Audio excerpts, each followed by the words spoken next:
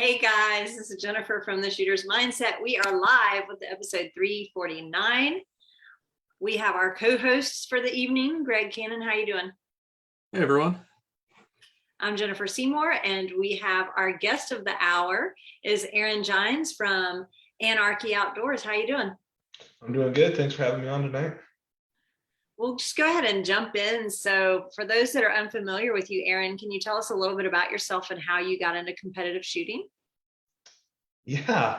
So I have an older brother who is in the military, and right about that time, 2014, 15, when it started, the whole trend into precision rifle kind of started.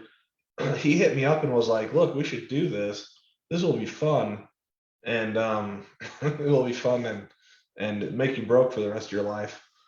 But so he got me started. He's in the military, and does all sorts of crazy stuff. But anyways, he got me hooked to it, and then he deserted me and moved to the East Coast. So kind of sad. But yeah, in 2015, I purchased a Ruger precision rifle, and I started down the path of becoming a precision rifle shooter. And got addicted. I got addicted. Yes, I Like did. all the rest of us. Yep. It's like a drug. You just start off easy, and then next thing you know, you're all in. It's very much a drug, and but it's fun. I It's mean, just such a it takes a good. lot of different skill sets, and like anything, there's just continuous learning in it, and I thrive on continuously learning.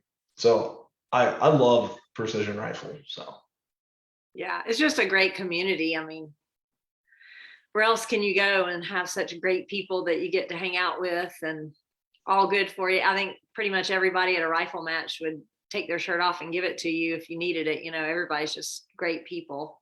yeah, and I've had that experience in the community. Um, in out here in Utah, we have a very strong long range community, and we've had buddies pass away where we've taken all of his gear and parsed it out for his family because they have no idea what the value is. We've had a lot of benefits. Um, it's just this great sport full of guys that are willing, like you said, to do anything that's needed.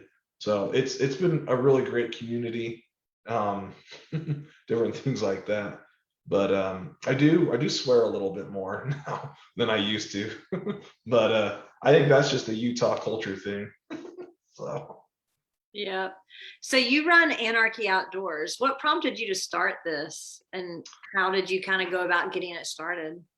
okay, so in the fall of 2015, I have my business partner. His name is Kurt. He's a serial entrepreneur, and he hit me up and was like, "Hey, let's start a e-commerce drop shipping business or something. Um, let's just try our hand at something different in the e-commerce space." So Anarchy Outdoors, we picked the word anarchy because it means total freedom in the outdoors. We took a note out of Jeffrey Bezos' book. We picked something that started with an A. We wanted it to be broad, outdoors dropship company. And then I purchased the Ruger precision rifle during the setup process of the business. And drop shipping, you can be good at it, you can be bad at it. You learn in marketing 101, you have to have a unique product, a niche, whatever. So I started looking for aftermarket parts to the Ruger precision rifle, and I found a few on eBay or through PayPal. Some dude in Utah was making parts, and he wasn't very good at retailing, customer service, shipping, follow through. So I was like, "Hey man, let's just partner up. We'll do the retail side, you just make the stuff." And that's where it started. So the rifle back there, that is what started Anarchy Outdoors, started the journey down the rabbit hole into the Ruger precision rifle products. And over the course of a few years and some relationship building, we were able to just absorb the 5 or 6 products that he had made And then we started innovating and releasing more products. So we took over a couple existing products, and then we've added to it over the years. So that's kind of how we got started. It's a series of kind of little nudges, and then just fortunate events. You study business, and business comes down to personal relationships with people, and we created a really good personal relationship with the machine shop, and we still use the machine shop to this day to produce 75% of all of our products. So that's kind of how we got started. Got introduced to the sport, took a bad idea for a drop shipping company, and got lucky and found a manufacturer who needed a retail side, and we just slid right on into it. So it was a combination of luck and grit and determination and finding something unique. That's pretty cool. Do y'all have a physical store? We have a like 10-foot by 10-foot showroom. So all of the local guys, they know us. They come in looking specifically for things that we have. So we don't have a full-blown retail. But that being said, we allow people to come in, 8 to 5. They come in, they can look, browse. We'll talk to them. We'll help them, we'll help them find the product that fits their use case. I'm very, very much about use case and what's the best module, or how does it improve your use case, right? Because a hunter is very much different than a precision rifle shooter. And until you introduce that hunter to precision rifle, and then their hunting changes dramatically. But so we do have a place that you can walk in and see our products. That's awesome. And of course you have the online store. You can order online. Yep, most of the business is e-commerce. It makes it simple. There was a few years ago that I would put stuff in the car to go to matches and deliver them. Those days are gone. I'm like, I have a website. You want it delivered? You get on the website. It goes into the flow. It shows up at your door. Me, I just forget. I get too many messages, too much stuff going on. If you want anything, there's the website. Follow the process. So That's awesome. Greg, do we have any lives? Darren said, "Hey, Aaron."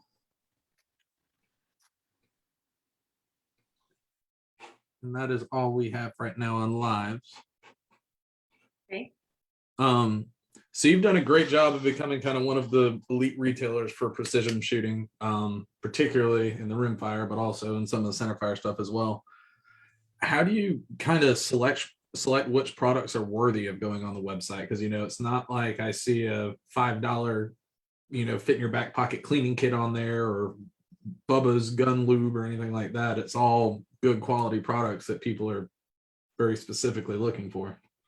Yeah, so we have I have a scratchy voice. So we have a motto at Anarchy. I wouldn't call it our official. One of our taglines is if we don't use it, we don't sell it, right? So a lot of the stuff, and we'll pick, as you guys ask questions, I'll pick up some of the guns and I'll walk through some of the parts. But if it doesn't add function or improve the function of the rifle, we don't make it. We don't stock it. We don't do that. Now, recently we've released a few things that are cosmetic, but for the majority of our business, it's function. It's all about function. And my business partner, he's a hunter, big game hunter, waterfowl hunter. His little brother Cody is our manager. He manages the daily operations of Anarchy Outdoors, and he's also a really big hunter. So on the table back here, I'll show you some things that came directly from him using a rifle in the field. But yeah, that's how we pick things. We are shooters first. We shoot, we compete, we hunt, we do things like that. So we understand the market. And we look to make things better for ourselves, right? How do you squeeze, the best performance out of the rifle? And I mean, it's a little hard to see, but that is not even close to a stock Gen 1 Ruger Precision, right? It probably isn't anymore, but it was one of the most highly modified Rugers in probably in the game. And if you look at some of the new Rugers, they have a lot of the same features already included that are on the rifle, right? So to answer the question in an easy way is we use the product. That's how you make it on our website. We use the product, and we're starting. You'll see we're not keeping up quite as much with the trends anymore in precision rifle because we've decided to go more. I call it like blue collar rifles. We decided to go more broad because the customer base is much bigger in the shooting industry than it is in a little tiny niche of PRS. But I mean, that being said, we're still covering, the whole PRS. The PRS, everyone's just so Gucci and so like faddish. Like it's just so hard to keep up with like the current fads in PRS. Mm-hmm. So what we do is the products that have lasted the test of time are what's on our website, right? And that's what we sell. Now, if you're looking for the bleeding edge of PRS, we're probably slightly behind the curve. But if you're looking for just an overall great precision rifle store, we're right there. And the products that we make or retail, they're proven. We've used them in the field. There's hundreds, thousands of reviews out there. So that's kind of how we go about selecting things. Yeah, and that makes sense because it could be easy to kind of mess yourself up. There was one point in time that like if you didn't have a pint size game changer, you were nobody. And one day Tom was like medium. Then the only pints anybody talked about was ice cold and with a handle and had a little bit of foam on top. Well, and it's not even the medium anymore, right? It's the Uno bag or whatever that's replaced the medium. Did something replace the medium? See, I'm even behind on that. See, so I shoot with Morgan King is a neighbor of mine. He lives like a half a mile directly that way from me. And then Paul Higley is a gear whore. So whenever I go shoot with Paul, it's always the latest and greatest, right? I mean, just my shooting bag is a direct influence from Paul Higley, right? Everything was the low drag Everly bag. Well, this is the Ranger Up bag, which is like a camera bag with a hard shell. And that's bougie. And I love it. What? That's super bougie. Yeah, and well, it's got a hard shell on the back, so you can drop it in the mud, and your bag doesn't get wet, right? Because it's all plastic on the back. And then it's like a camera. It's like a camera case, right? You have all the compartments. So I use some of my friends who are high level competitors to keep up with the market, right? And some of the market things we've changed recently, right? Is I love trigger tech, but the Bix and Andy, if you're a high level competitor and you need to be able to clean a trigger, the Bix and Andy, is an example of what it takes when you get to that very high level, because you can fully clean a Bix and Andy. And if you do that between matches, especially out here in the West where it's so dusty, you can keep your gun running, whereas a trigger tech is sealed. So if you get dust in there, there's no way to self clean it. So and that's how we kind of keep up on the market is I've been a national match director with Paul Higley and Tony Peterson. I shoot NRL 22 quite a bit. I haven't shot any Centerfire stuff recently, but we see what's being used, and that's kind of how we judge different things. So yeah, that's definitely the smart way to go about it. Get your hands on and see what works for you, see what makes your life easier, and then obviously look at the the top people in the world and see some of the brand new stuff that they have. So is that how you decide what next what the next product is that you want to design for the Anarchy Outdoors line of products? So in the beginning, yes, it was very much, I'm using this, let's see what we can do to do different things. We also looked for holes in the marketplace, right? Like the Ruger Precision. When it first came out, there was zero aftermarket support, right? So, I mean, we make scope bases and handles and firing pins and grips and whatever, right? And we've had a great working relationship with Timney. You know, we helped Timney launch their trigger. That Ruger has a Trigger Tech diamond in it that we have been helping Trigger Tech work on their diamond. So when we'll launch that, Trigger Tech will allow us to launch that trigger for them. Will you tell them? So yeah, so that is you know, we watch the market, we use the materials, and then we get customer feedback. And one of those things is, so this rifle, this is a CV8 Paramount Pro. So this is a Remington muzzle loader. So you put your cap in there to ignite it. Well, like I said, my business partners are hunters, so we designed a muzzle brake that wasn't impeding some of the higher BC muzzleloading bullets, and we also created a metal funnel, which I had 2 weeks ago, but I don't have today. So I slid that in here. So you slide that in here for your powder, right, to get so you don't drop your powder out. And those products were directly my director of operations using a weapon in the field, getting ready for a hunt and saying, half the stuff that comes with this gun is junk. Like, how do we improve that? And, you know, these rifles are capable of a 500-yard, you know, elk kill or farther. So just trying to improve that a little bit. And then like what I said was, we like to find holes in the market, right? So the Tikka T1X, right? You want to find holes in the market, then find things that sell, right? So like the Tikka T1X is, we designed a completely different handle that uses a lock nut versus how some of our competitors have done it, and Tikka did it.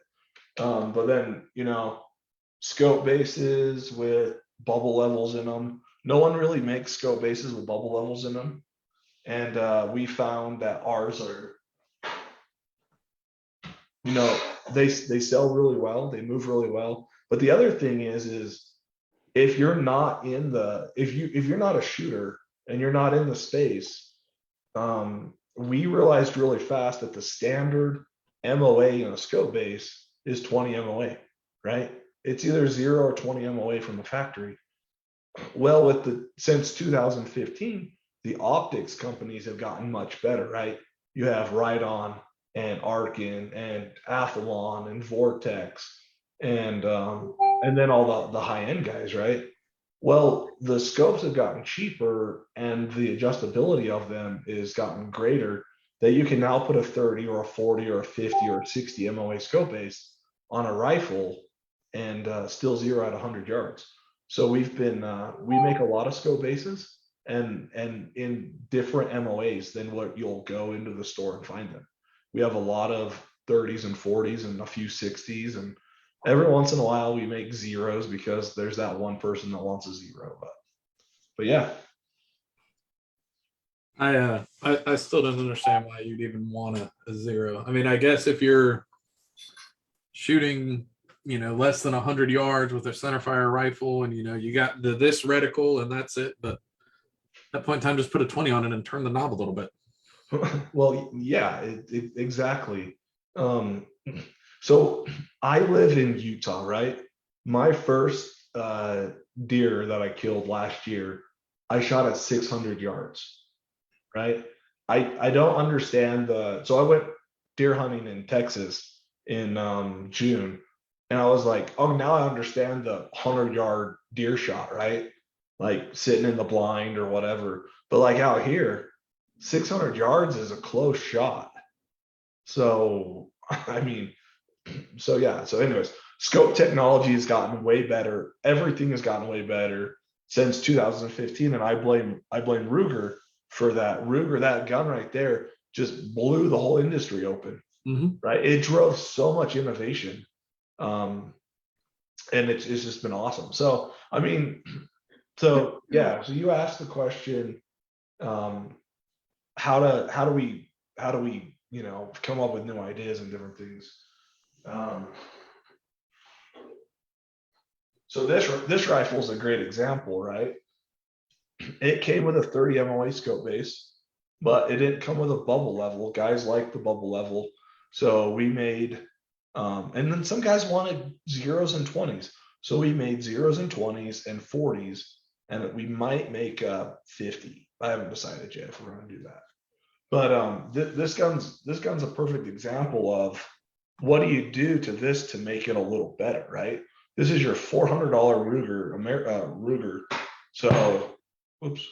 So we made a titanium. Everyone loves titanium. So a titanium muzzle brake, so it never corrodes. It doesn't get rusty like a stainless steel one. It looks cool on the gun, whatever. But then you get like just simple things like this rubber cheek pad, right? MBT, XLR, all of the companies that are up to speed, all of their cheek pieces come with a little rubber pad, right? So, we started making rubber pads for all sorts of different chassis, for the Rugers or whatever. So simple upgrade. And again, it's from using it, right? Getting down on the gun in the cold, or in Texas, where it's like a river of sweat across your face when you're on the gun. So just simple things. And then we actually created this bolt handle for the Ruger American. But see that little angle right there? That little angle makes this a much nicer throw while you're still on the gun. And then, every once in a while you make stuff just for giggles. It adds some functionality. But we like to, if I can figure out how to, it's not a CZ, I don't know how to load it.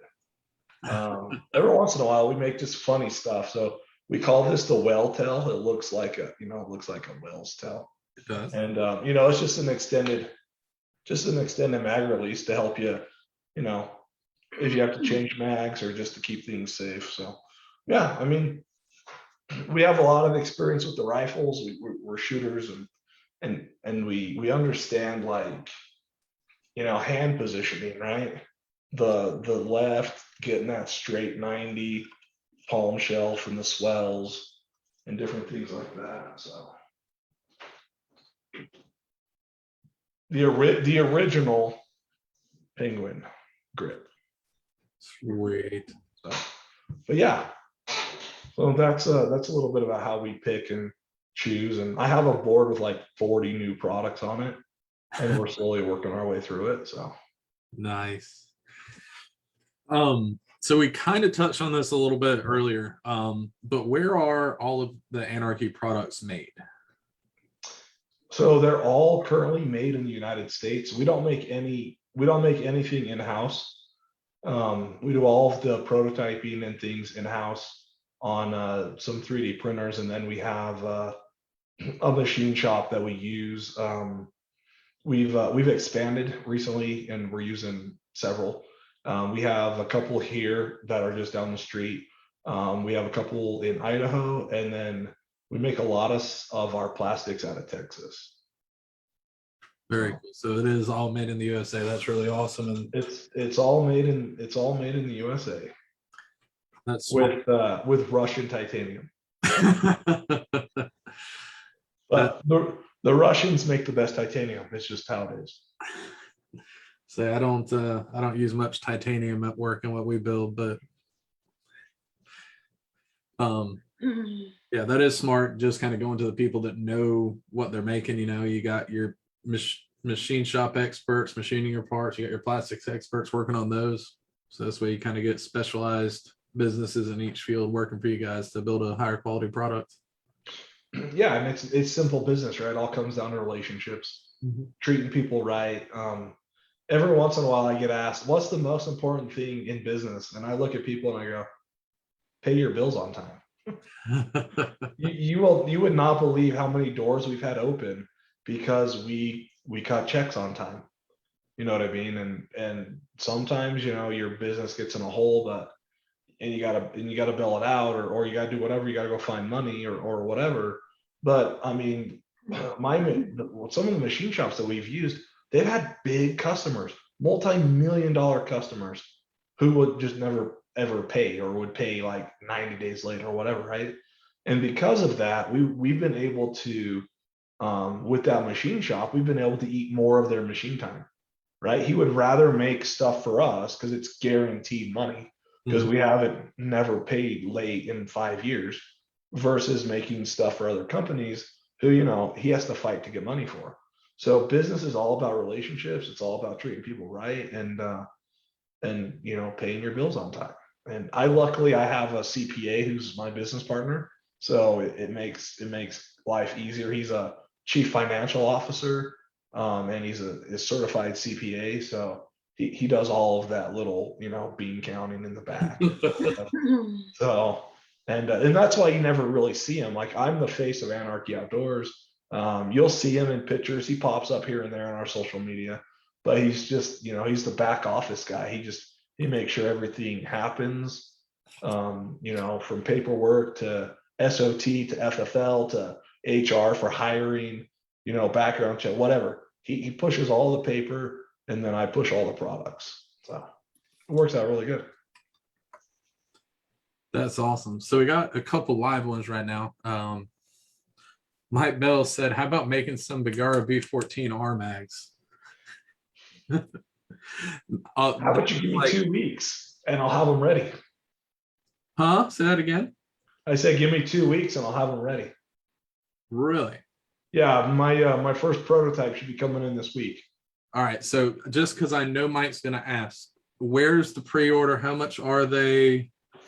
So that was, I ran my NRL 22 match on Saturday, and that was the entire conversation of the weekend. One guy's like, oh, I drove 3 hours to this gun shop. So that's the this is a single shot sled, but as part of the prototyping of the magazine, we made this as well. They're coming. We've come up with a unique spring design in the magazine, and we're hoping it will run in a Voodoo and a Bergara. So stay tuned. Yes, you can see the B14. It's all the way in the back in the window. We are very conscious of magazine shortages for the B14s. Our magazine will be a 10-round magazine, but it's designed to take an intended 5-round mag extension. So it was purposely designed so that it could be expanded. And we did that because of some of the laws require magazines to be under a certain round count.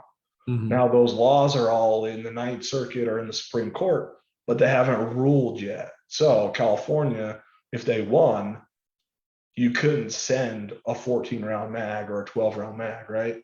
And then you have to be legal. So yes, B14 10-round mags, they're almost done.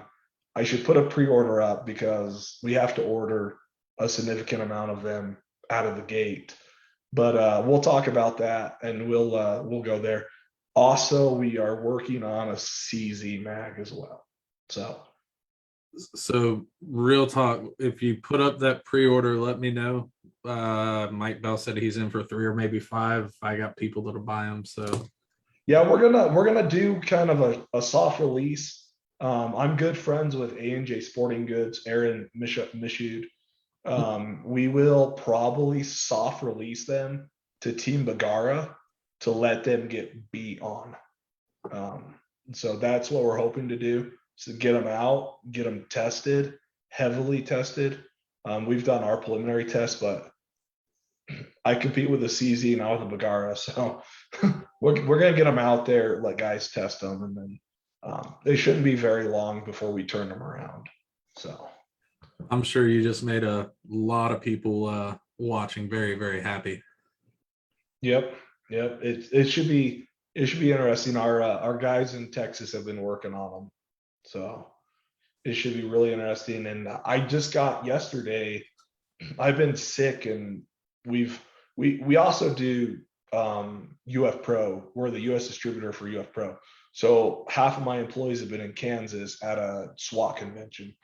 So it's kind of hectic, and then I got sick. But I actually got the single shot sleds for the CZ in the other day. So they look awesome. These will look awesome too for the Bagaras. And then the magazine, like I said, it's in the works. So stay tuned. Now, just like you, I have a Bagara and I compete with my CZ. So tell me a little about this CZ mag if you have anything you can share. So we're just trying to make it so CZ mags are hard to find. I know because I've bought and sold 500 of them over the last couple of weeks, because every time they pop up at distribution, I buy all of it. And it's a running joke because I send Aaron Mishu a picture every time I get them. just as a joke, because I mean Aaron's a great guy. He's a good dealer of ours. I talk to him like once a week or twice a week, and we just we helped sponsor his what was that, the shootout last weekend, the NRL X match last weekend. So I like to give Aaron crap. He's a great guy. He's we kind of started companies at the same time, so I've given him a bunch of business advice, and then he gives me advice on products and things as well. So great company. I love helping little companies grow. I've been able to help multiple little companies grow, and it's always fun. It's always fun to work with other people as well. So the CZ mag is going to be it's hard to beat the factory CZ mag, right? The only thing it lacks is the ability to go to 15 rounds, right? So we're trying to figure out how to keep it close to the same length and with the same functionality. So that one's in the works. Because we got so many CZ mags in over the last few weeks, we put the Bagara mag ahead of it in the R&D process, because we started with the CZ mag, but then rotated back because of the amount of magazines we've had come in stock recently. I was to say, you're still sitting with some in stock now, aren't you? Probably last time I looked, we had over 100. So that's awesome. And then I know you got the extensions for those on the first 12 round, the reverse rooftop. That's what it was. 12 rounds off of the reverse rooftop. I have the SAP little mag holder right here on the side of my gun. I'm like, wow, I'm glad I have this so that I could do a quick mag swap here. And all of my literally, I think about 3 of them go, Anarchy Outdoors has their +3s on sale. I'm like, I know, I've just been putting off buying one forever. Sweet. So that's our 3-round mag extension. So when you install these, you have to make sure you get the spring to fall inside. Otherwise, it's a 10-round magazine. So that's the number one thing people say is it doesn't work. I was like, well, stick an Allen wrench in there and pop the spring sideways. Guess what? Takes 13 rounds. So I had one laying on my desk because I have 3 of these and I can't find it, but oh well. But yeah, I mean, a prime example going back to how do we make, like, figure out what to make is I compete with the CZ. You compete with the CZ. And I know you have a PDC chassis, right? Mm-hmm. That PDC chassis funnels. The Magwell funnels, right? It funnels right up. Do you still use the plastic one on the Action? Yes. Or did they replace? Okay, so it funnels right up to that plastic piece. Yep. And so I've looked at replacing that before, but down here, it just sticks out a little bit, but it's just so natural. When I go to pull it out, when I grab the mag, I always hit it, and you just got to touch it and it'll pop out. And I just see, even if with the stop here, I see so freaking many people, particularly with 1022s, going in and then mag falls. So I like to keep it small, and it works halfway decent for me. Yeah, so we changed our design a little bit, and we made it a little bit bigger, so you get your finger on it. But the mag well here on the Bravo chassis is super wide, right? Mm-hmm. So you guys have that massive funnel in there, don't you? Yeah, so we engineered and whatever designed a massive funnel, so you don't even have to look, you just pop it in. And of course it never works when you're trying to do it, but when you're at a mat, it just works. So I mean, and that's a prime example of why we decided to that was my brainchild, right? Like I walked into the R&D guy and was like, this is what I want, and make it happen. And right there, I mean, it's designed to improve the functionality of competing, right? 100%. So Yep, I fully agree with that. you watched my live. I put this gun together. I decided to change the forend to the aluminum one, and then I decided, because it's a little heavier, and better balanced, and then I mean, why not, right? So I forgot you. I decided to do that, and then I did a 50 MOA scope base from Area 419. Sorry, 419. I'll say it correctly. So I did that. So I have yet to zero this. I'm kind of interested to see how far my zero shifted, but I want to get it out to like 650 yards, and I run out of elevation at like 370. So I mean, I can hold whatever the 11 mils in the reticle, but I want to be able to dial as far as possible. So yeah. So that brings us into kind of my next question for you is, tell us about that awesome, beautiful build you have there. So this is I call this my factory CZ because it came from the factory like this. So, this is an Area 419 build. John and Craig, they're good friends of mine over there. Area 419 kind of, they've been around for a long time, but they kind of really kicked off in 2015, right? It seems like Coltac, some of the really big names, right, in the industry, we all kicked off in 2015, right as everyone noticed that curve. So these are Craig over there is a friend of mine. I had a factory one and I sold it to my father-in-law. He comes and competes with us. So I told Craig, and this is when you could get just the receiver from CZ. The CZ government won't let them export just the receivers anymore. So you have to actually get a donor, just like a Tika, right? You gotta get a donor rifle. Anyway, so this is a Bartlett barrel, that Area 419. They just fluted it, Cerakoted and fluted it and put it together. They did some work on the trigger, but I'm good friends with Timney, so that's a beta Timney trigger. Great trigger. The current ones, I think they only go down to 10 ounces, where this one sits at 4. So it's glorious. I love it. So now I want one even more. So I want one of those even more, not the current one. Right. And Timney does that with everything. They sent me an AR trigger that was set at 1 pound.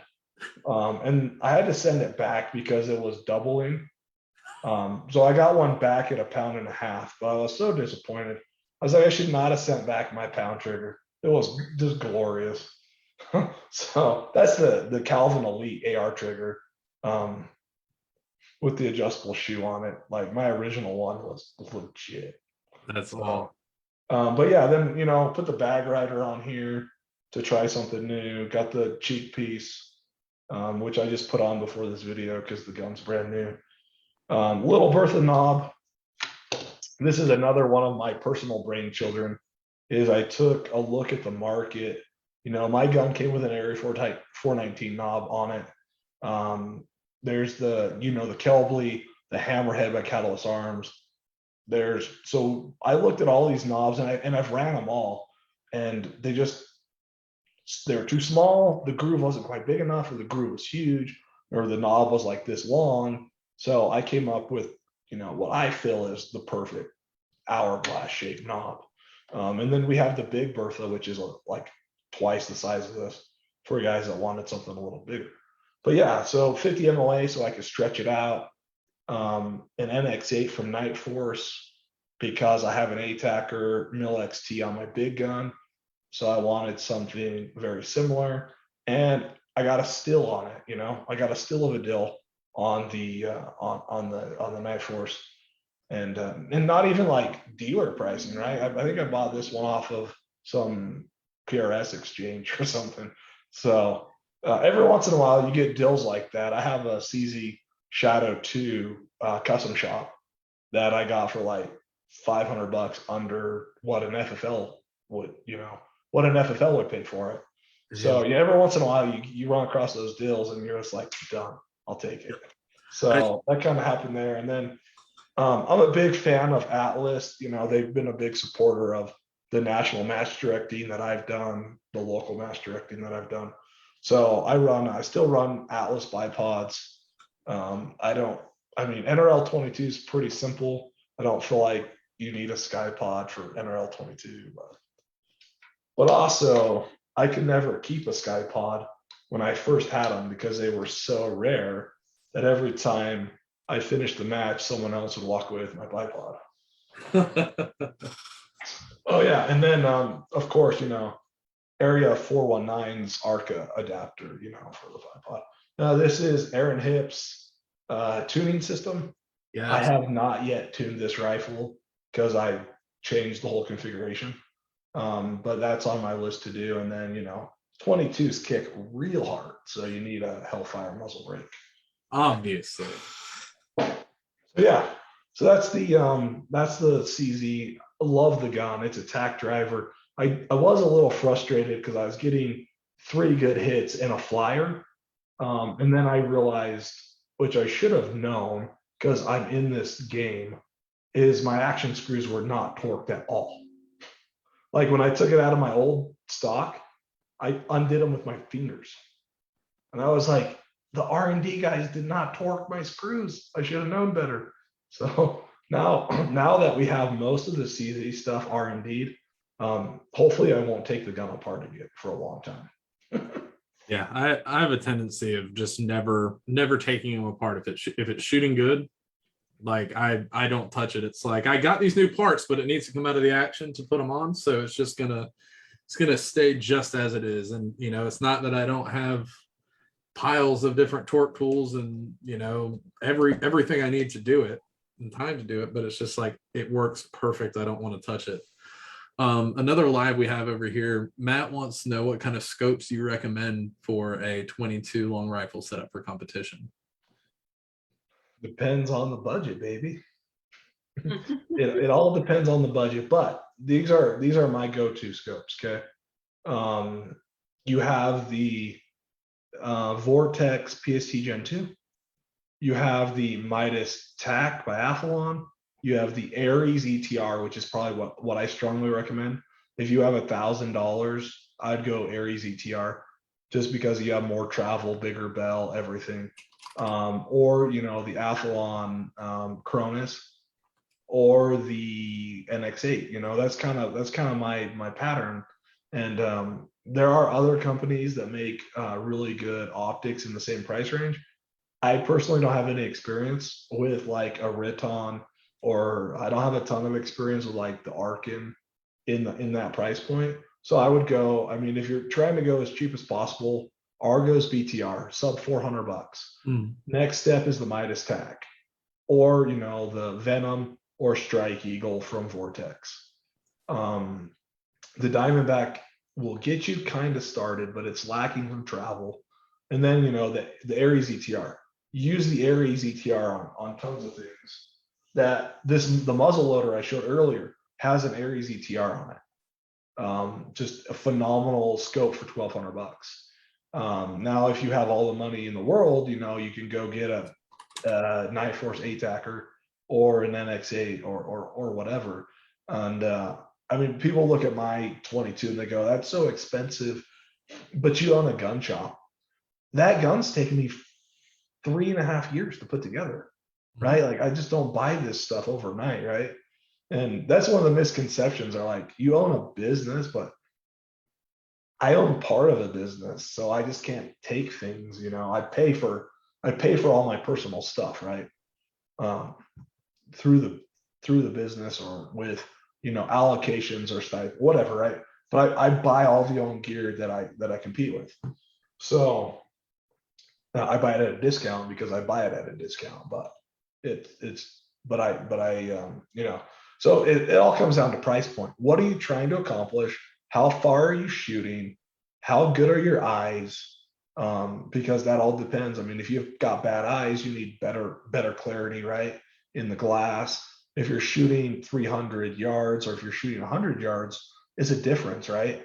You don't need as an expensive scope. Mhm. If you're wanting to shoot 600 yards plus, well, you need a big MOA scope base and you need a scope that can handle, a 50-yard zero, but give you travel to 600 yards.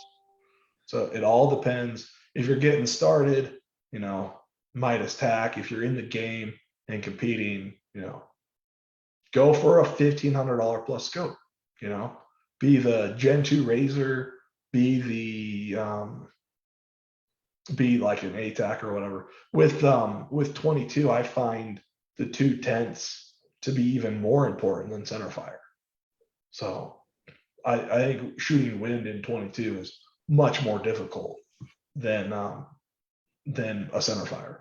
So you need micro adjustments in your reticle more with a 22. Now, if you're only shooting 100 yards, that's different. Where I compete once a month, we fight 10 to 15 mile an hour winds every time we shoot. So we had a 450-yard target that was like 4 mils across and no one hit it due to the wind, right? So it kind of depends on your use case. So probably way more information than he wanted, but there you go. No, I think that was a good explanation. You kind of covered everything very well there. We get asked that question quite a bit. Yeah, me too. And you have pretty much the same answer as I do. I love my Vortex optics, but if you're looking for the cheapest thing to get into it that has all the features, checks all the boxes, that BTR Gen 2, like for sub $400 is Hard to beat. Mm-hmm. And that's I mean, the Gen 1, that Athlon Argos, it changed the market, just like the Ruger Precision did. It changed the market. And I don't know if it came out in 15 or 16, but it absolutely forced all the other companies to realize, hey, we have to offer a full feature first focal plane scope at this price range. So it really changed the market. Yeah, because at the time, with Vortex, this was your cheapest option, that with the PST Gen 2. And I think it's $1,000, right? I think retail on it was 12 or 14 at the time. And then in the last couple of years, they've added scopes in there, kind of competing with that. And they did a good job with that. They got the Diamondback, and then the Venom. I bought that the day after it came out for my Bergara, and then of course, I need to get a Venom. I haven't played with one. I'm quite happy with it. The Diamondback's okay, but I've heard. Have you seen mixed reviews on the Strike Eagle? The Strike Eagle doesn't seem to be as popular, but the Venom is very intriguing to me. Yeah, I for the price, because I was going to buy a Strike Eagle for that Bergara, and then the Venom came out, and I was like, oh darn, I don't have an illuminated reticle or locking turrets. It's a loaner rifle for my NRL 22 series. By the way, full review here. They're pretty rugged. After I set up the match, I had to zero the B14 because someone was using it on Saturday. I laid the rifle up next to the rooftop to try and get on and find a position, and thought I had it locked down. I did not have it locked in good. It went tumbling off the roof.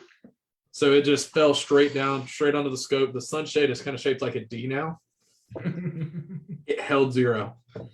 I was so happy because I just spent a long time getting it zeroed. So what scope rings did you have on it? That one is in a Masterpiece Arms mount. Yeah, and that's the other thing. People look at me like I'm psycho, but like like this is a good example. $400 gun, $180 rings, right? Mm-hmm. Yeah, it's your gun is only as good as the tools, as every component, right? Yep. And you work in automation engineering, right? So you get tolerance stacking, right? Yeah, tolerance stacking. So you have to have, a good connection to the gun, and then a good connection from the gun to your scope. And I mean, a lot of people look at me like I'm a snob, but think about how much time you spend wasting money if you don't have good scope rings. Exactly. And You're frustrated. Your gun it's not repeatable. It's just a nightmare. So just remove that nightmare with good rings. And good rings don't have to be $180. There's a good set from about 120 $400. Yeah, there's a good set from like 120 to $400, right? You buy a spur mount or whatever. Yeah, for the entry level, I'm a huge fan of for everything, I'm a huge fan of Warren scope mounts. Speaking of dropping guns and stuff, I caught it. That's okay. I like it. Warren has always been a big supporter of the PRS and always there to help us out. And I picked up one of these Skyline mounts off of a prize table and put it on my Centerfire and just fell in love with the thing. But they have their mountain tick rings that are about $100, and I've seen people beat the hell out of guns with those on it, no problem. Yeah, I mean, you've got Seekins and MDT and Badger and Hawkins and just Delta go on Zero eBay and buy a set of $15 rings, whatever you do. Yeah, go buy some Tally rings and put it on that stupid C dovetail. That's winning. Yeah. Jim, what do you got over there? So Eduardo has a couple questions, and they kind of tie in.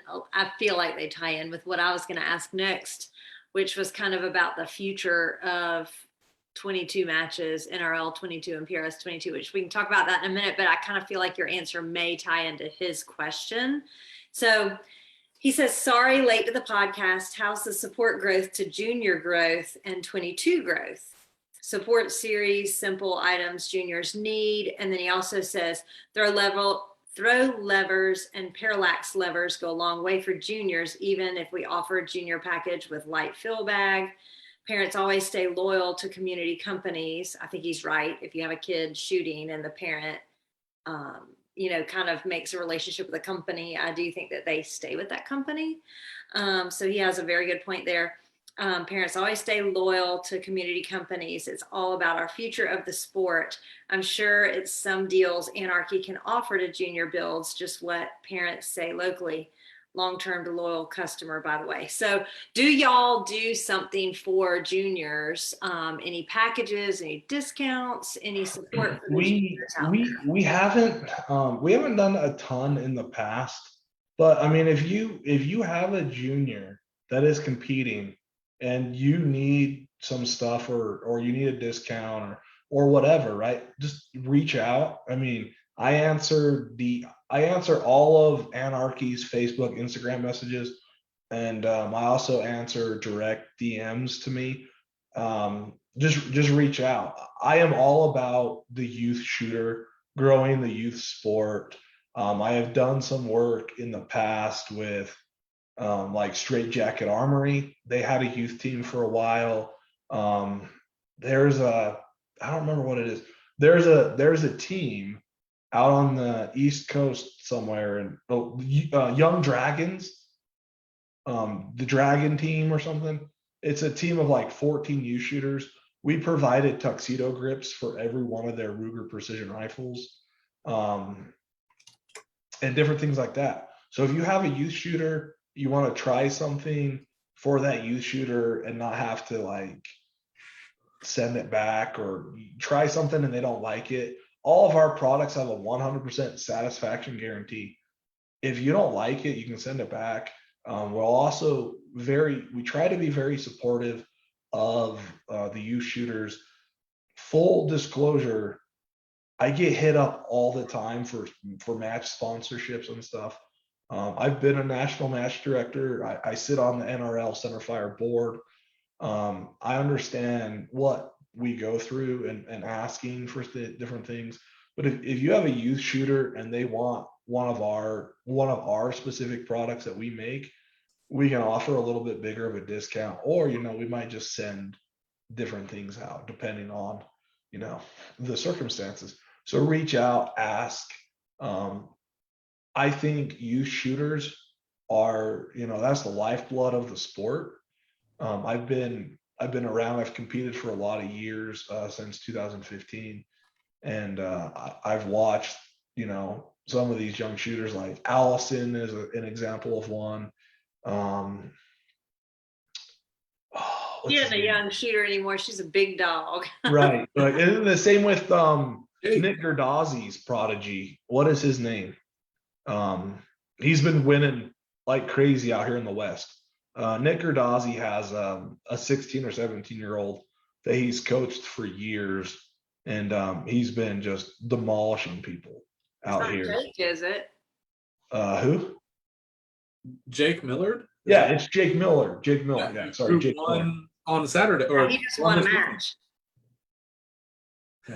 Yeah, him and Gerdazzi shot our national match last year, and Gerdazzi came back from like 10 down and stomped everyone the second day because we were shooting in the wind with no backers. So, but it was super fun. Unfortunately, just due to COVID, this weekend should have been our second national match, but we canceled it just due to lack of, I don't know if I'd call it lack of interest, but just it's hard to find Centerfire stuff right now. So it's kind of is what it is. But yeah, we would love to support you shooters. Okay, just reach out. So then back to my question, which was, what do you think the future of the 22 sports, the NRL 22, PRS 22, what do you think the future holds for those? Tripod usage. My goal is to get tripods allowed in 2022. So every NRL 22 post, you'll see me comment tripod. How do you shoot a reverse rooftop with a tripod? How do you, not that I use a tripod. I really like simplified gear. So I carry a tripod in like one bag anymore when I compete, because, just gear stacking just wasn't, simple. I like simple. Anyways, so the future, I'm glad that's a great question. The future, I think the sky is the limits. I think you're going to find a class of 22 that starts to use the cutting edge bullets. And I think you're going to start seeing some ELR 22 matches. But I hope PRS 22 continues to grow. And I really hope NRL 22 continues to grow, and it will. I think it will continue to grow as long as the ammo companies can keep up. It will continue to grow. I watched the video podcast of yours a couple of weeks ago where you were talking to, and I'm terrible with names, but the author of the Rimfire Digest book or whatever. Yep. And then you were also talking to, I don't remember, someone else. But we did this. we did the same thing in SHOT Show of 2019 or 2020. We very fast recognized that 2020 was going to be the year of the rimfire. And look at all the guns behind me. There's a B14, a Tikka T1X, a CZ 457, a Ruger Precision. Our 2020 was making rimfire parts. And so I think rimfire is sky's the limits of rimfire. I hope the NRL can keep control of the organization, and I hope they can promote it and push it hard, because I think we're bringing in a lot of youth shooters, and we're bringing in a lot of other shooters. The one drawback I see to the 22 is it's robbed some of the Centerfire shooters from some of the big matches. But that's time and money, and there's a whole gambit of variables that go into that. So I know some Centerfire shooters are upset because the 22 has drawn away some of the competitors, And but those competitors are now shooting with their kids and shooting with their wives and bringing more people into the sport, which I think once we get past the component shortage, we'll see a bunch of people move from 22 into Centerfire. And I'd love to see more 223 Centerfire I was about to focused say, around focused around like a baby step, right? We're baby stepping. So maybe we only shoot 500 yards with a 223. And then if you want to go play with the big boys, you go play with the big boys and girls, right? So I was about to say, I think that the component shortage has driven people to rimfire more than just rimfire. I think that it's because, I mean, it's easier right now and it's more affordable. The prices have shot up for ammo and components and trying to find them. And so I think people have gone, I think that once it levels out, the people that are shooting 22 will just do both. I think they'll still shoot 22 because it's fun. I mean, a lot of people have gone to 22 just because of the component shortage and they're like, man, that's like the most fun. It's like, it's a lot more laid back. yeah, A lot more laid back and it's just fun don't wear ears. doing stupid, crazy things with a 22. Like, when was the last, like, I tell people, they come into the shop all the time, they see the gun on the wall, they're like, what's your farthest impact with a 22? 500 yards, repeatable. And they're like, no way. Yeah, it's just how it is. Just like if you compete with a centerfire rifle, 1,000 yards becomes pretty easy. So yeah, I hope the sport continues to grow and get bigger. I hope to, I love people being in the sport. And the reason I'm so like tripod, like pushing for it, is because I want the 22 to lead into centerfire. And you need to know how to use a tripod to shoot centerfire. And I mean, I've shot with Jake Vibber and Gerdozzi and Gerdozzi and Bertocchini. I think his name is Bertocchini. Like, I've shot with all these guys, and they walk up to a stage, and when they shot my national match last year, they we wouldn't let anyone touch the prop before the stage, right? We put a cordon around it because if you can touch the prop, then you can decide if you're using the tripod or if you're shooting it, like free recoil style or whatever. Mm-hmm. So, and that made a lot of decisions. Like Jake Vibbert's like, if I could have touched that prop, I'd have used a tripod. I mean, he still shot 9 out of 10, right? But he's like, I'd have used a tripod, and then he'd had 10 out of 10, right? And different things. I think the NRL 22 needs to lead into the centerfire, and we need to not hamper the learning curve.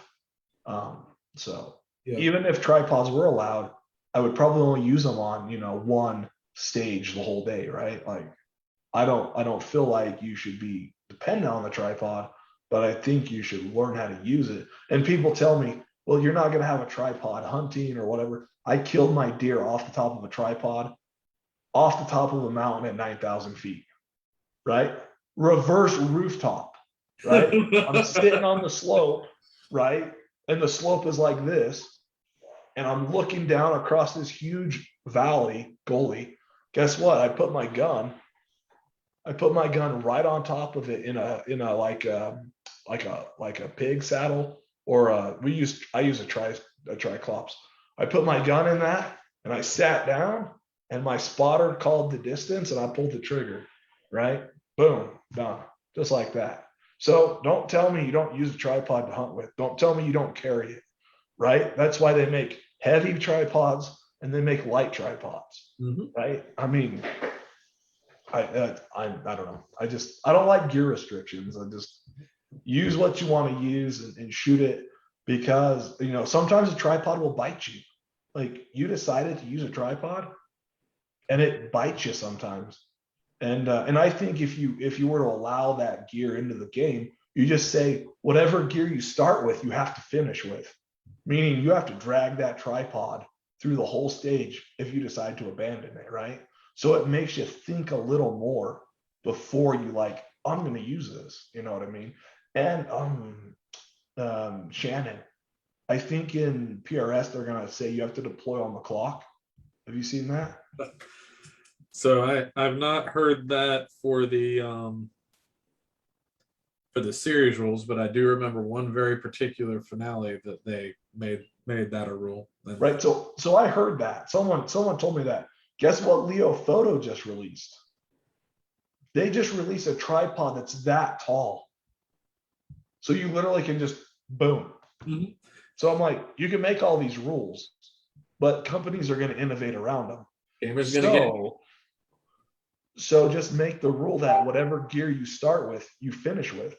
And if you abandon your gear in the middle of a stage, well, you get penalized for it. So I don't know. We probably went way deeper than you wanted to, but the future of the 22 sport, I think, is really important to growing the sport, because I take out new shooters. No new shooter wants to shoot a 500 Magnum, right? Like, that's the worst way to introduce someone to shooting. You don't take a new shooter out with a 12 gauge, right? You take them out with a 20, or you take them out with a rimfire, right? No recoil, no blowback, no headache, you know. So I think it's the way of the future, honestly. So I had somebody text me a live question. Do you have any advice for a new match director? Particularly in this case for somebody starting out match directing NRL 22. Grow thick skin. Be able to take feedback. I would like to say constructive feedback, but some of the competitors don't give constructive feedback. They give harsh feedback. So thick skin. And then once you make a decision, no wavering on the decision, right? Make the decision. You are the 5-star general at your match, right? Make the decision, stick with it. But I mean, the biggest thing is go to other matches, talk to other match directors, and then proof your stages. You need to shoot your course of fire multiple times on windy days, on cloudy days, whatever. For the 22 stuff, it's not as important. But as a Centerfire match director, like our match last year, the second day, like the first 2 stages, everyone was cleaning it, and then the wind turned on, and it dropped to 50% impacts, right? So, and the first day we didn't have any wind, and we built the targets. I mean, we'd been out there for 8 weeks, and we built the targets to handle a 15-mile-an-hour wind. The day we shot the match, there was 0 wind. We had like 89% impacts. Second day, the wind showed up, and it dropped to like 55%.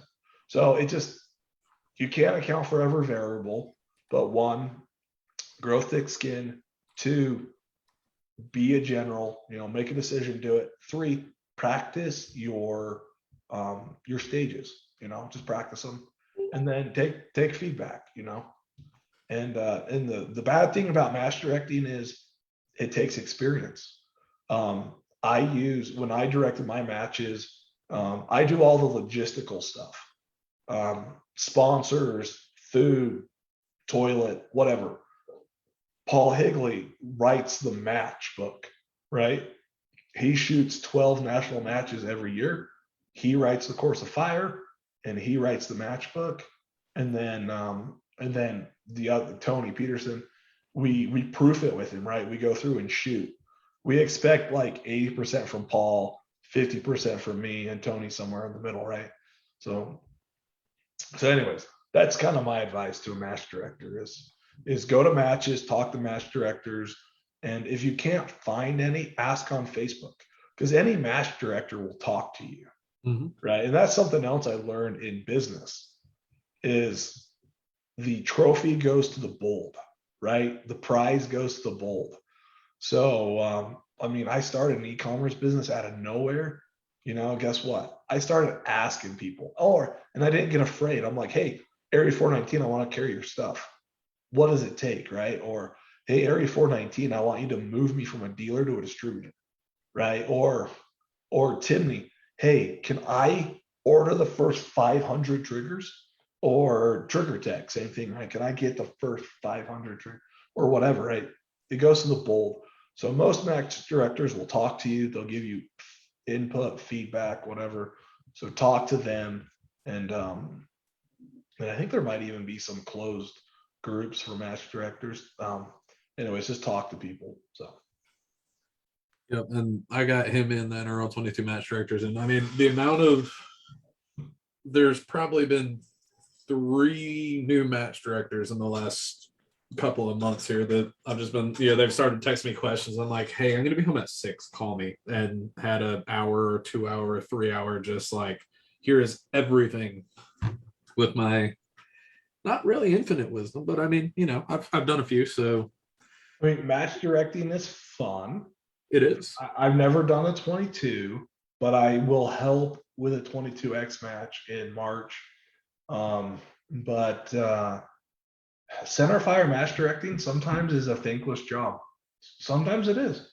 And sometimes it's not. Sometimes you get discouraged, but just keep grinding, keep grinding and loving what you do, right? The moment it becomes something you don't love, then it's time to give the director's hat to someone else. So That is very true. So during our whole talk about tripods, Mike Bell asked, what's a good beginner tripod? So I have the buy once, cry once policy. So again, going back to Paul Higley. Paul Higley was like, look, and this is when I set up my reloading room. He's like, you can spend this much money this many times, or you can spend this much money one time, right? And get exactly what you want. And so I'm a buy once, cry once guy. This is a Leo Photo 404. I really like it. It has an RSR leveling head. It is a really big tripod. Like it goes up to like 6, 7. Like it's huge. Not really needed. Now my operations guy, I discovered this in the back room the other day. This is more like a hunting tripod, but it would still work in Centerfire or 22. It's a Ranger 364C by Leo Photo, and it's just a great little tripod. Probably sub $800. I can't quote me because I don't put prices on the website anymore. I have employees. Sorry. That one behind me with the ball head is sub $800. So I'm going to guess this one's like sub 7 or 6. But this would be a great tripod to start with. Vortex just released theirs. It's very close to these. Tripods are expensive. You're going to spend $600 to $800 on any tripod. But again, if you buy correctly, then you don't have to have an old, Vortex with a Manfrotto or a Manfrotto. You know what I mean? So if you buy a good tripod and what's your tripod in the back? Is that a 2 Vets or? It is a Patriot Valley. Yeah, which is it maybe? No, I can't remember if Josh did his own thing. I think I don't remember. I won't speculate on what that is. So Patriot Valley, they make a great one. 2 Vets makes a good one. Leo Photo makes a good one. Vortex makes one. Most of them are all made in China. If you want one made in the United States, RSR makes them in the United States. I know because I know where they're manufactured. So yeah, there's a reason they cost, $1,400 because they're made here in the States. It's a little more expensive. Their profit margins are also insane, but so is the profit margins on the Leo Photo. But yeah, that's my advice on a tripod. Go to a local match and try a tripod, right? If you go to a Centerfire match, there will be 90 tripods and you can play with them all and figure out what you like. And there might be one guy out of 90 that tells you to like bug off, but most guys are nice and they'll let you play with their stuff. Yeah. So that's my advice. Go to and the great thing is some of the big box stores are starting to carry some of the nicer tripods, so you can go play with them. Then you can come visit us and buy them online or whoever. Support your local drug dealer. So Nice. So if you were to start over from the very beginning, what's one piece of gear you wish you would have bought, like something that you bought years later and then we're like, damn, I should have had this since day one? Yep, it's a good one. I would give anything to go back 5 years and buy this. I think I finally broke down because I could not get the 22 to work in an app. And like where I shoot, the closest weather station's like 40 miles away. So it's like no good. So I bought a Kestrel. Do I know how to use it? Kind of. But the guys I shoot with, like doing the like target weather, like I'm learning how to use it, right? You literally could spend hours figuring out how to use it. Just like the new Vortex binos. Have you seen those? Yes, I played with some of those. Yeah. There's like a mandatory 2-hour YouTube series on how to use their binos. So they're freaking legit once you figure it out. But Kestrel, even a Kestrel weather station, even if you bought the really cheap one, so you could put your density atmospherics into your app, would be worth it. This happens to be the Elite with the AB, and it's amazing. My Cody, if you go out to our YouTube channel, you'll see Cody. He's our warehouse manager. He also is my neighbor, lives like 4 houses down from me. My business partner's youngest brother. It's all nepotism, going on here. Anyways, he's a long range hunter. He showed up when we first hired him in 2016. He showed up with a 300 rum with like a Tasco scope. Well, now he has a custom built anti-tie Defiance, proof barrel with like a Mark V on top of it, right, for his hunting rifle.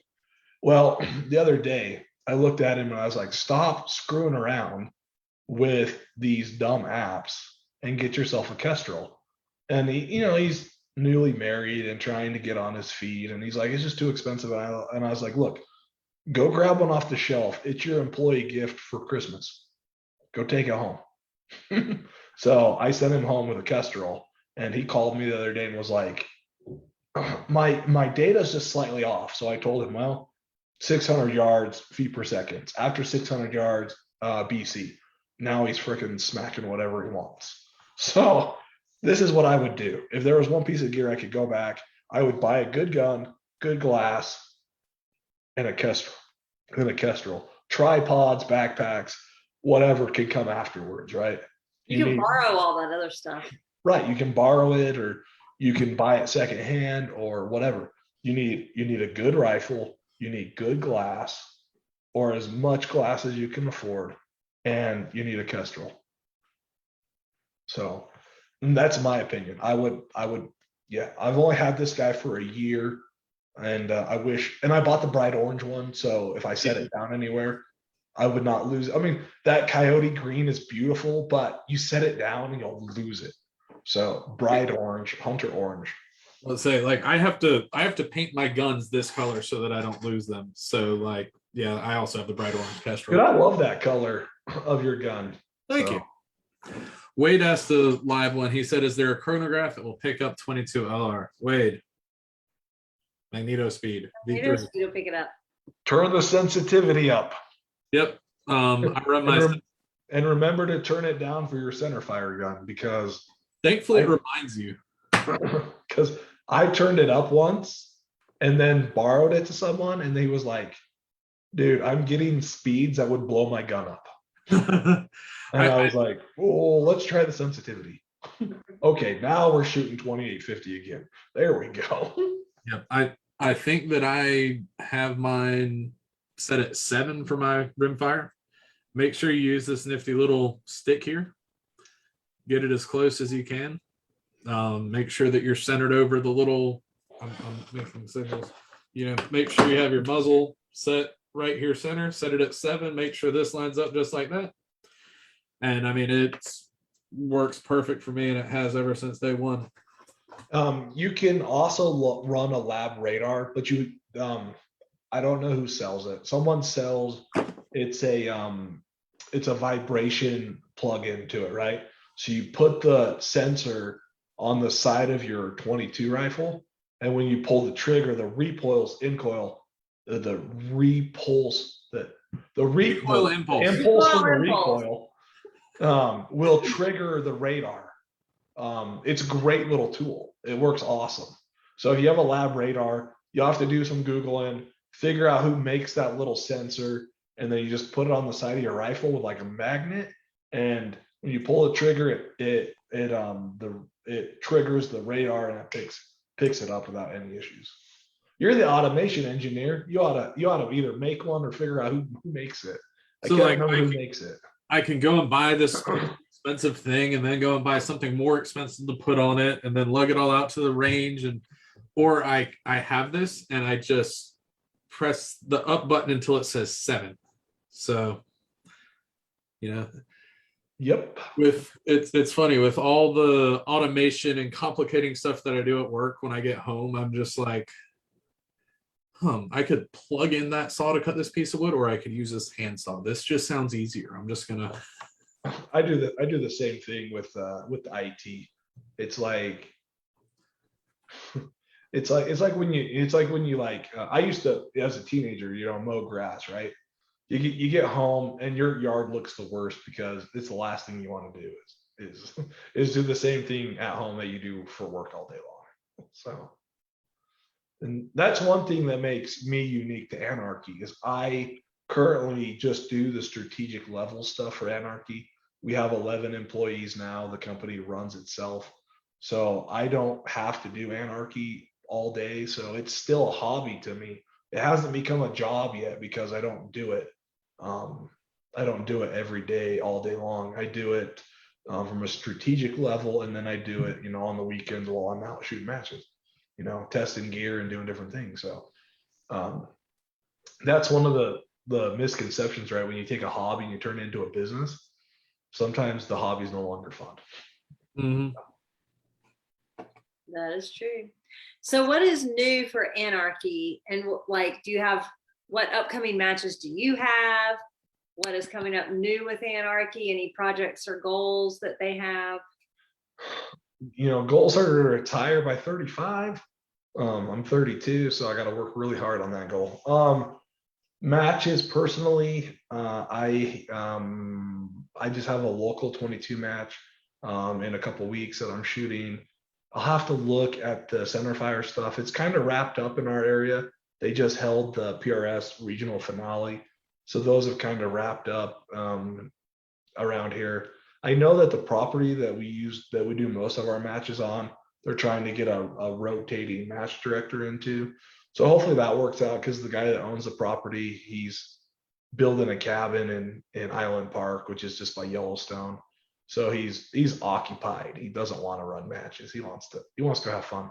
So they're trying to get some rotating match directors on his property, because it's, we have 250 still targets across 1,100 yards. So it's a great place for matches. So that's kind of what that I'm working on.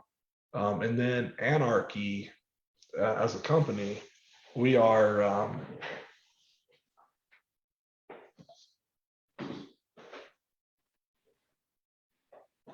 working on the pistol game.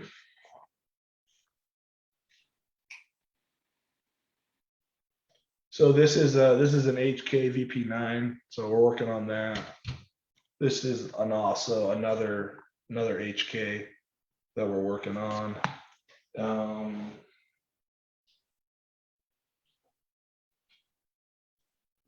Gotta stay true to your roots, right? This is a Ruger. Wait, which Ruger is this? The Ruger, I think they call it the Ruger American. So making some parts for it, just different things, trying to make some improvements, especially on how it fits on your fingers and different things. The compensators, they work really well. We'll see how they do it. It's something we've never done before. So we're definitely, doing different things, more colors. So like our Ruger rimfire stuff, we're working on more colors. So We've spent a lot of time in the last year pumping out some new Centerfire stuff and pumping out, some stuff, and then we're going back and we're filling in some of the product lineups that we're missing a few things, like our Tika lineup. There's a few products we're coming back to do for Tikas, but we're going to do a really big handgun push here in just a little bit. We're trying to broaden our appeal a little bit, and do some and work again in work on guns that have less aftermarket support, which is kind of ironic because we just attacked Glock, but we're working on CZs and Tauruses and some of the guns that don't have all of the stuff for that. And then we're still working on scope bases. So we some things that people don't know about us is we do a full lineup of products for the Thompson centers. So the Venture and the Compass, the Savages. So we have 110 and Axis handles and scope bases. We're currently working on the Browning X-Bolt. So going after the hunting crowd, the Browning X-Bolt is a very good seller, I guess, in the hunting community. We went into our local sporting goods store and we talked to the manager about what guns they move the most of, and they move a lot of X-Bolts, and luckily the X-Bolt doesn't come with a scope base, right? Go figure. So we're making different things for that, different bolt handles, muzzle brakes, just working our way through that and continuing, like I said, to flush out some of our products. We're going to come back, B14, our magazine, right? Probably work on a little bottom metal for that, bottom metal for the TKT1X. Got a request for a 40 MOA Tico T1X scope base. So we'll work on that. And then we've got some other stuff in the works. Like I said, I have a board of like 40 products on it. So, and that doesn't include any of the handgun stuff because the handgun stuff's almost all done. So Awesome. Y'all are busy. oh, and the Penguin 2.0 is coming out.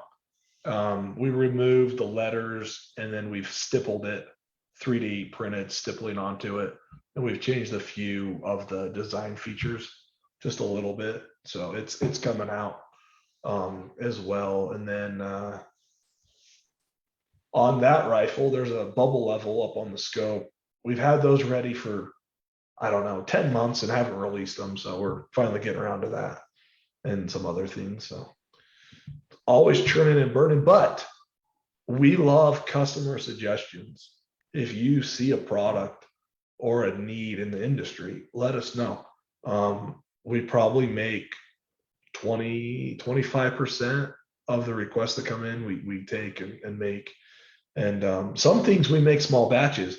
For one of my Instagram influencers, I designed a throw lever for one scope that's no longer made, and there's like 100 of them out there. I designed, we won't do it for everyone, right? But we designed one throw lever for his scope. So I don't know. We do different things.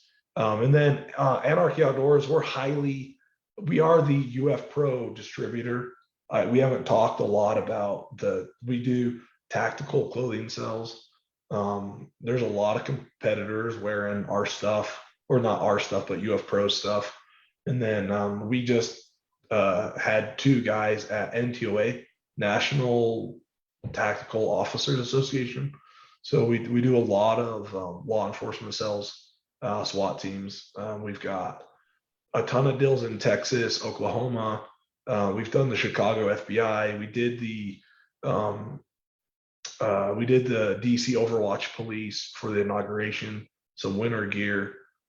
So we do all sorts of different things. We're a very unique company. We do, B to C, which is business to consumer. We do B2B, business to business, and I call it B to government, but we do things like that as well. So it's fun. You never know what's going on with Anarchy. Like we have our hands in a bunch of different things that if you don't know us, very, very well. You'll miss some of the things that we're doing, but it kind of depends on the industry and the people we're talking to exactly what piece of our business. And the UF Pro stuff is becoming a big portion of our business. What we paid them this year has outshined what we paid our machine shop. So it's vastly becoming a significant portion of what we do, so, which is fun. I love working with the LEO guys and the SWAT teams, and it's a different business avenue, and it's fun. So, Do we have any more lives, Greg? Yeah, I have two quick lives. One of them is the viewers said that JKL Precision makes a recoil trigger for the lab radar. okay, there you go. I knew someone did. And then Tyler wants to know, how much longer do we have to wait for the RPR trigger tech? Okay, here is the story on the RPR trigger tech. Ruger went and did what Ruger does, and they changed the gun. So you have the Gen 1 and the Gen 2 and the Gen 3. They all take the same trigger. And then Ruger released a Gen 3.5. If you go on their custom shop, it's the custom shop RPR. If you looked at the finale for PRS, the winner of the base class gun. Yes, the winner, yeah, Matt's gun. Yep. The winner shot the custom shop RPR. Okay. That gun has a different design.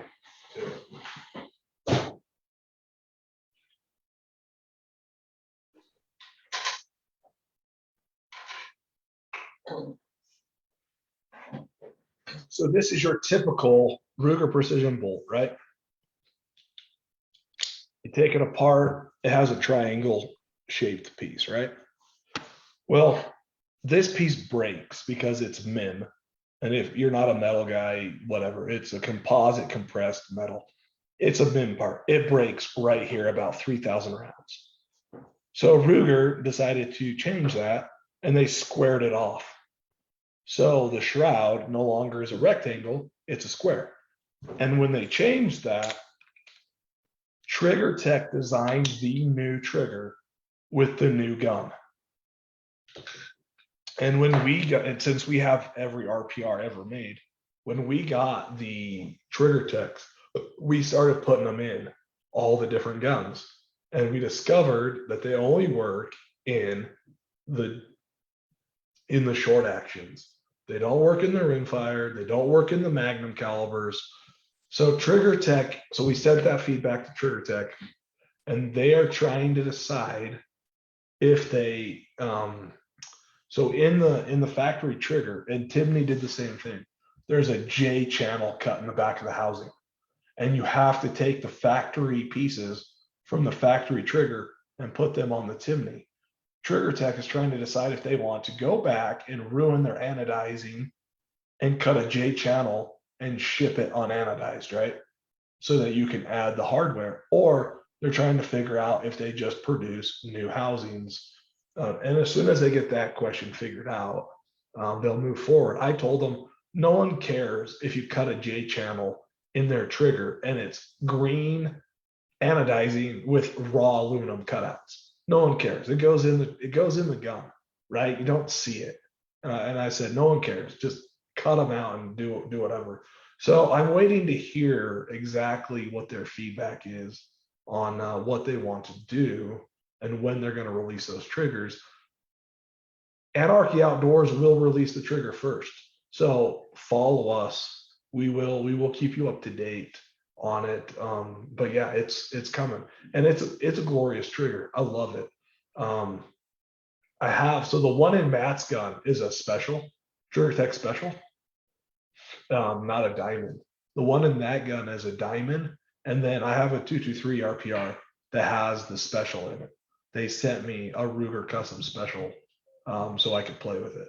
So we have experience, and both triggers are phenomenal, better than the factory trigger. So, but yeah, that's the short, simple update for Trigger Tech. So they're a Canadian company. Things take longer to do anything. So importing triggers is always fun. Very cool. Are we good on lives, Greg? Yes, ma'am. We are good on lives. All right. Well, I think we're going to wind it down to shout outs. We usually start with you. All right. So we'll start off with GSL suppressors. This little thingy right here on the end of my CZ457 makes it like ridiculously ungodly, like sniper ninja type movie quiet, awesome. So that's really cool. Shooters and Sharpshooters of Augusta, our local indoor and outdoor ranges. PDC Custom for this beautiful lime green rifle chassis you see in the background here. They also sell them in normal human colors as well. Shooters World Propellant. I'm about to drop some of that in some cases for the Cool Acres match coming up. Maybe later tonight, maybe tomorrow, we'll see. Hunter's HD Gold. If you notice, I wear glasses. I am blind as a bat. I didn't get no fancy LASIK surgery or anything like that, so I got to have something to correct my vision on the range. So I use the prescription lenses in Hunter's HD Gold in my favorite Oakley frames. Fix-It sticks to keep this thing together, and Vortex to keep it clean. Awesome.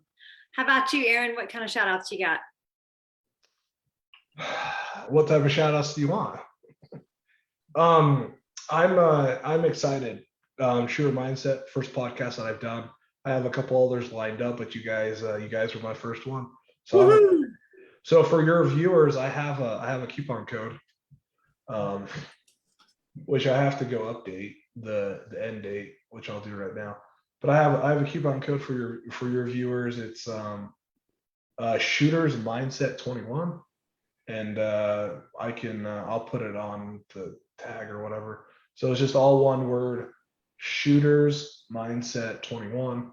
And we were supposed to do the podcast a couple weeks ago, but technical difficulties, so I have to go stretch out the expiration date. So we'll make the expiration date the 24th. So we'll give it 10 days. But yeah, it's 10% off the store. But a big shout out to my business partner, Kurt Hansen. He's behind the scenes. Big shout out to my wife. She's put up with growing the company. When the company needs cash, it comes out of my account. So she's been really great. She's day job, master's degree, business. She's really kind of embraced the life of a single mom. But big shout out to her. Shout out to Cody Hansen. He's our warehouse manager. We hired him as like employee number 1, and now he manages 10 employees.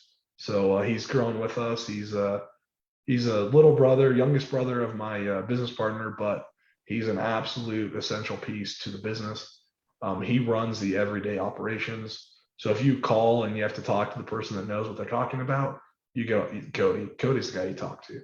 But big shout out to Area 419. The advice, business advice, the great product. Rolling the dice on us. We were a brand new company asking to be a dealer. So big shout out to them. Big shout out to BMT. Atlas. Same thing. They took a chance on us, and we've turned into a good retailer of theirs. But yeah, so there's some shout outs, and shout out to you guys for making this happen, and letting us get the word out about our stuff. So awesome. All right, and shout outs from me. I just want to shout out you for coming on and spending 2 hours of your Tuesday night with us, and kind of talking about anarchy and kind of filling the show. So we want to thank you for coming on. And with that, I think that'll be a wrap for episode 349, and we'll see y'all next time.